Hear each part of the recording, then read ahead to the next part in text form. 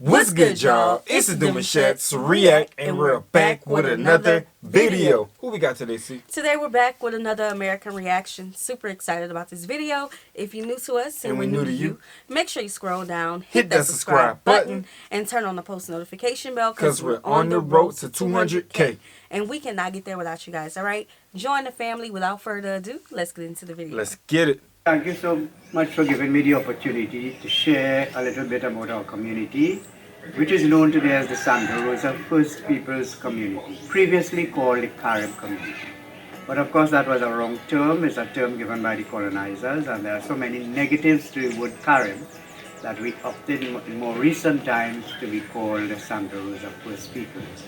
Now when you say First Peoples, you're really talking about the Aboriginal people or the native peoples of Trinidad, which would include the Cariña, who we call the Caribs, the Locono, who we call the Arawaks, the Nikuyos, which is another nation of the First Peoples, the Chinese, the Shaguanis, the Tamanapogotos, the Waraos, and all these are just but some names of the different indigenous groups that inhabited Trinidad.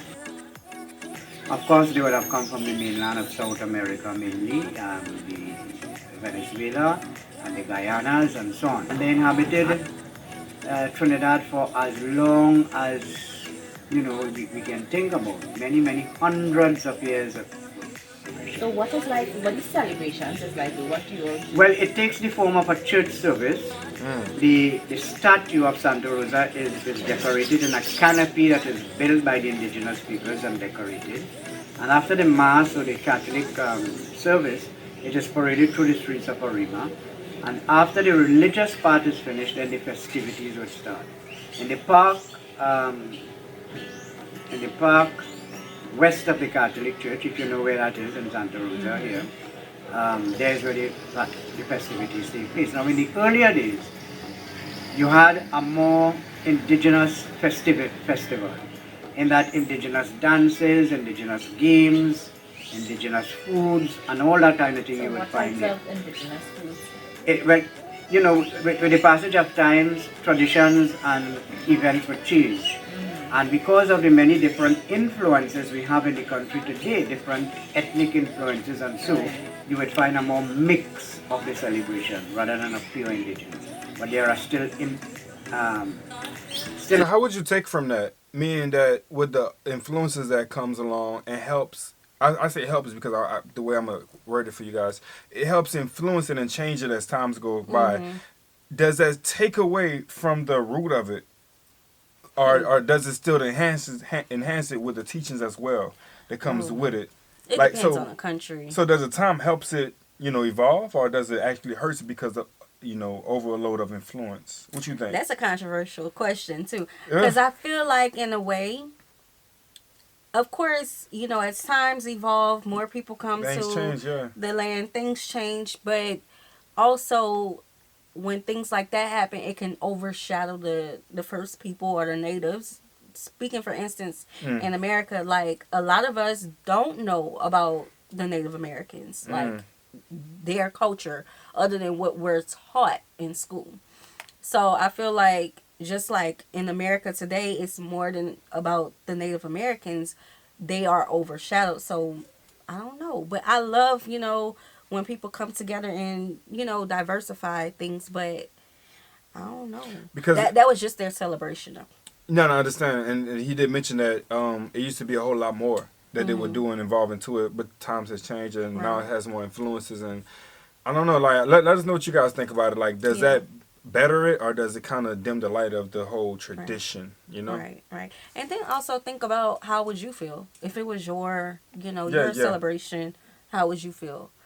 There was some controversy around our Juneteenth celebration this year. So, keeping the first people's light bright, but also wanting to take part in it, but not overshadowing. I think if I was an elder, and I was sitting back and I knew the knowledge of history and how things once was, and I'm looking at the kiddos now, how they doing things now, as long as I feel that I'm still putting the message out, I will feel happy. that the times have doing what they're doing, because I feel like I'm still, pouring into the cups of the kids and letting them hear the information that needs to be heard about how things was and how you guys are not doing it today. I mean, hey, I like that. Yeah. Indigenous element. So that cassava bread is a major staple of the indigenous people. And not cassava bread as a loaf of bread, but a flat wafer that is made out of the cassava. And to eat that, you have something that is called katara, or the pepper pot. Right. That is the cassava juice is boiled and is flavored with pepper and different types of meat and so on. Wild meat is the meat of the indigenous people. Today, again, because of modernity and the times we live in, you would find during that period there is a closed season for hunting. Right. So that you wouldn't find wild meat, because I mean it's against the law. This is one of the things we have to know to be corrected, because it is impinging on the rights and freedom of the indigenous peoples.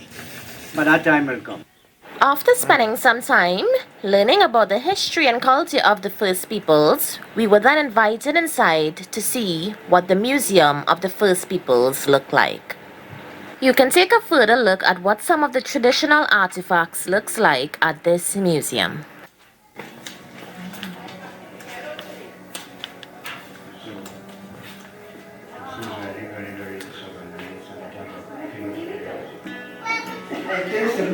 What we are accustomed to seeing, Is this like it's not like this, it's more, I can understand. this is straight properly and so on.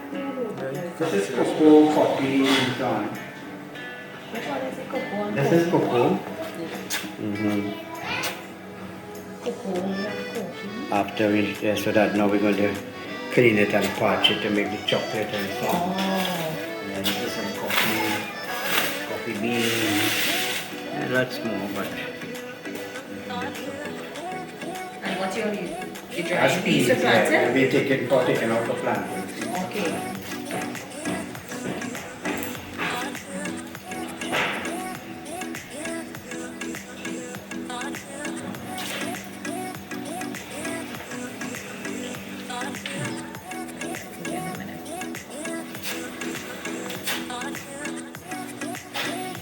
This is a scenery of the processing of the cassava.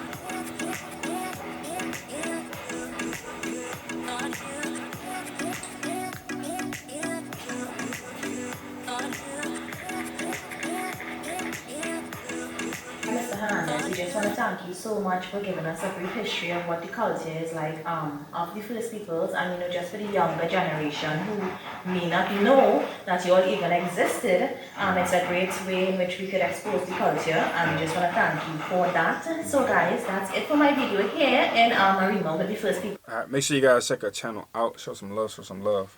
Yes, that was interesting. I love finding out videos like this, because not only do we get a chance to learn about it, but people in these countries don't be knowing about some of the things that we react to. I'm talking about not knowing at all. Yes, and Trinidad has both islands.